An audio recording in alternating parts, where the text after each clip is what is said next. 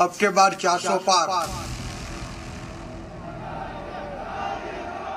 सियासत के खेल में कौन सा पासा कब पलट जाए, कब अपने पराये हो जाए और कब एक कदम से पूरा खेल बदल दे, ऐसा बार बार देखा गया है। जब चुनावों में जीत के लिए साम दाम दंड भेद सब इस्तेमाल किया जाता है, तो क्या सूरत में भी कुछ ऐसा ही हुआ है? क्या कांग्रेस को उसके अपने ने ही डस लिया? क्या फिक्सिंग के तहत जीत तय की गई थी?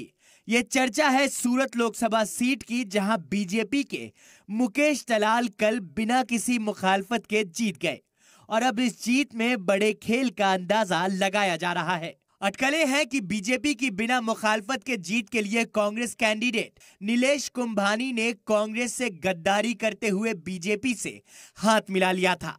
इसके तहत कुंभानी ने नॉमिनेशन लेटर के हामियों में कांग्रेस कारकुनान कैडर मेंबर के बजाय रिश्तेदार और करीबियों को रखा। यहां तक कि नीलेश कुंभानी ने कांग्रेस पार्टी के डमी कैंडिडेट सुरेश पटसाला का हामी भी अपने भांजे को बनवाया। पर्चा दाखिल करते वक्त भी कुंभानी किसी भी प्रस्तावक को चुनाव अधिकारी के सामने पेश नहीं कर पाए। इल्जाम है कि नीलेश ने अपने नॉमिनेशन पर 4 में से 3 प्रस्तावकों के फर्जी साइन का इस्तेमाल किया, जिसके बाद कांग्रेस उम्मीदवार का पर्चा रद्द कर दिया गया।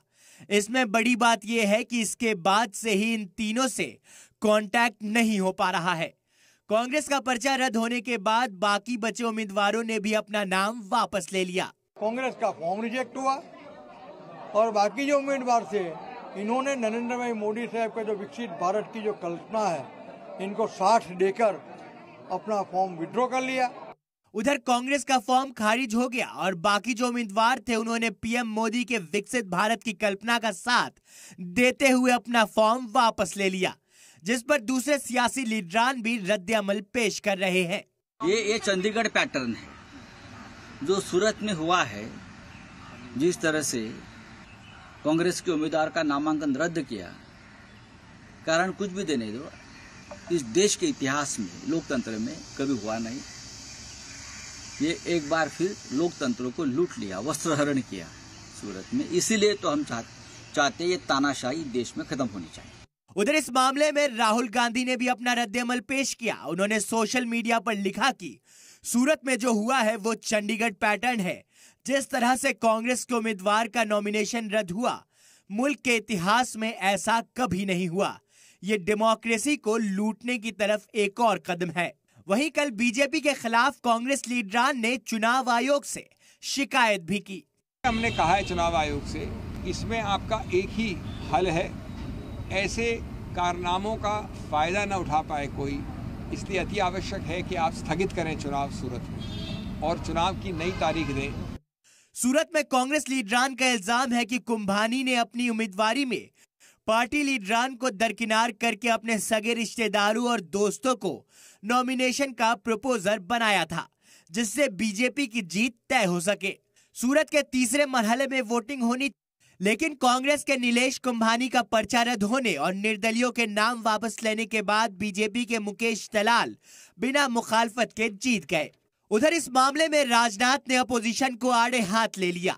उन्होंने कहा कि सूरत में हमारा कैंडिडेट बिना किसी मुखालफत के जीता, तो कांग्रेस और दूसरी पॉलिटिकल पार्टियां कह रही हैं कि यह डेमोक्रेसी के लिए खतरा है। उन्होंने सवाल किया, जब अपोजिशन पार्टियों के एमपी बिना मुखालफत के चुने गए तो डेमोक्रेसी मजबूत और हमारा एक जीता तो डेमोक्रेसी कमजोर हो गया। सूरत में हमारा एक कैंडिडेट निर्विरोध जीत गया और कांग्रेस के लोग और दूसरी राजनीतिक पार्टियां कह रही हैं यह लोकतंत्र के लिए खतरा है। मैं यह पूछना चाहता हूं, कांग्रेस के दोस्तों को कहना चाहता हूं, विरोध पक्ष के लोगों को कहना चाहता हूं, जनता की आंखों में धूल झोंक कर राजनीति मत करो, जनता की आंखों में आंख मिलाकर राजनीति करो। हिम्मत है तो आपकी भी हुकूमत थी, कई बार सांसद निर्विरोध चुने गए। आपके सांसद यदि निर्विरोध जीत जाए तो लोकतंत्र मजबूत हो गया और हमारा एक सांसद निर्विरोध जीत गया तो लोकतंत्र कमजोर हो गया। इससे पहले मध्य प्रदेश के खजुराहो सीट पर समाजवादी पार्टी की मीरा यादव का नॉमिनेशन भी रद्द हुआ था, जिसके बाद कांग्रेस और समाजवादी पार्टी ने बीजेपी सरकार को आड़े हाथ लिया। बहरहाल पूरे मामले में अपोजिशन कोर्ट से भी उम्मीद लगाए बैठा है। अब देखने वाली बात यह है कि सूरत की सियासी सूरत चुनाव बाद बदलेगी या अभी कोई और खेला होना बाकी है। ब्यूरो रिपोर्ट, सलाम टीवी।